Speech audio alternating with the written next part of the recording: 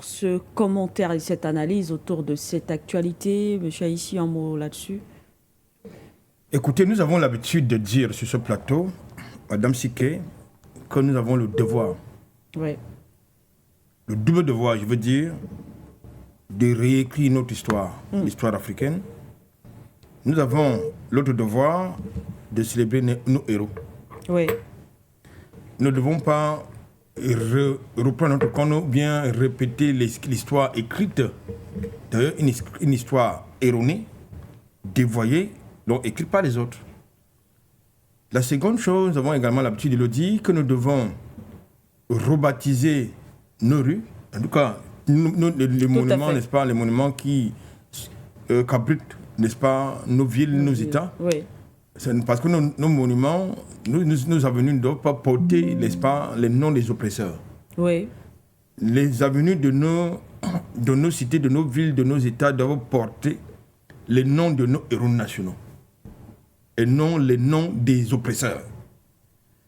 Je crois que le fait, de mon point de vue, que le gouvernement burkinabé ait choisi d'adopter désormais une nouvelle devise pour la conscience collective, pas seulement burkinabé, mais africaine. C'est d'abord un engagement. C'est d'abord un engagement. Vous savez que le contexte actuel, pas seulement du côté du Burkina Faso, mais dans le contexte géopolitique actuel en territoire africain, sur le continent africain, exige un réarmement à la fois politique, moral et collectif. C'est important. Et de ce point de vue, nous pensons, nous les panafricanistes, nous pensons que Isidore Jules Thomas Sankara était un modèle. Un modèle d'engagement, un modèle, n'est-ce pas, de détermination, un modèle de liberté, oui. Mais surtout un modèle d'abnégation. Ouais, c'est important de le préciser parce que lorsque nous regardons les documents dédiés à sa personne, je crois qu'on ne peut être que fier d'être le modèle de quelqu'un qui a sacrifié de sa vie pour la conscience collective. Ça, c'est le contexte. Maintenant, nous pensons également qu'au travers, n'est-ce pas, cette devise, il faut interpeller la jeunesse. C'est une très bonne chose que le président actuel du Burkina Faso soit un jeune, très jeune, dont il connaît absolument les problèmes de la jeunesse, pas seulement africain, mais burkinabé. Il connaît la vision, il connaît les desiderata de la jeunesse. Raison pour laquelle on a beau pérorer les médias étrangers, on beau pérorer sur sa fermeté en ce qui concerne cette lutte, qui est également la nôtre, nous pensons qu'elle est sur la bonne voie. Et cette devise donc rappelle à la conscience collective africaine et burkinabé que nous sommes d'abord dans un combat. Oui. Nous sommes dans un combat, et c'est un combat qui ne concerne pas que le Burkina Faso ou la jeunesse, le peuple burkinabé ou bien les peuples de la Confédération, l'AES, non. Ça concerne tous les peuples, y compris en dehors du continent africain. Et principalement les peuples opprimés. La deuxième lecture que je fais de cela, c'est qu'il s'agit de mon point de vue, et j'ai l'habitude de le dire. Je le répétais encore hier, à savoir qu'il est important dans le contexte actuel où tous les peuples africains sont engagés vers la rupture, dans une dynamique de rupture, d'inscrire notre jeunesse dans un engagement citoyen qui s'appelle la formation militaire obligatoire.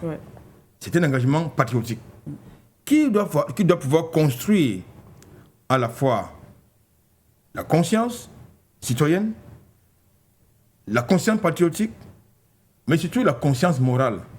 Parce qu'aujourd'hui, les modèles de la jeunesse africaine spécialement, c'est la fémania, c'est aller au Canada, c'est ressembler à certains rappeurs américains, c'est de ressembler, bref, des comptes de valeur.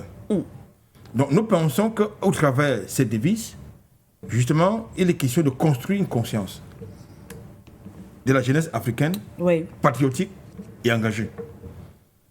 La troisième chose qu'il faut dire, c'est que, in fine, il faut célébrer les héros. D'accord. Il faut célébrer nos héros, je l'ai dit tout à l'heure, Parce que très souvent, nous pensons, et c'est malheureusement le cas dans la plupart de nos États, et on continue dans le système éducatif à enseigner à notre jeunesse l'histoire de De Gaulle, l'histoire de Leclerc, l'histoire des autres, et non l'histoire, par exemple, des autres. C'est-à-dire que, par exemple, Kwame Nkrumah, Nelson Mandela, Sankara, ou bien Jay Rowling, Ruben Ignobe. Oui. Mais ce qui est quand même paradoxal, je vous le rappeler il y a quelque temps sur ce même plateau, que j'ai regardé une émission dans une télévision, pas concurrente, mais une autre télévision qui fait pas dans la même éditoriale que la vôtre. Il y a un vox pop qui a été organisé au sujet, n'est-ce pas, de Rodolphe Douala Mangabel. Beaucoup de jeunes Camerounais ne savent pas qui était Rodolphe Douala Mangabel. Il y en a qui pensent que Rodolphe Douala Mangabel c'était un philosophe, c'était un historien, c'était un danseur, c'était un chanteur. Ils ne connaissent pas qui était ce personnage. Donc, voilà donc le problème.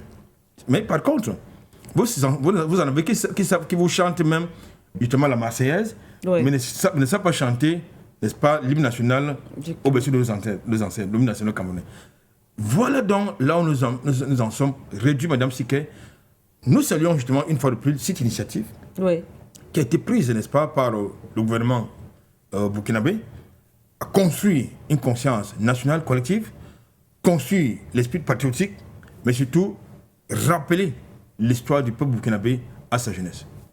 Rappeler l'histoire du peuple burkinabé à sa jeunesse. Merci à vous, Albert Anatola. Ici, on va donc directement et sans transition.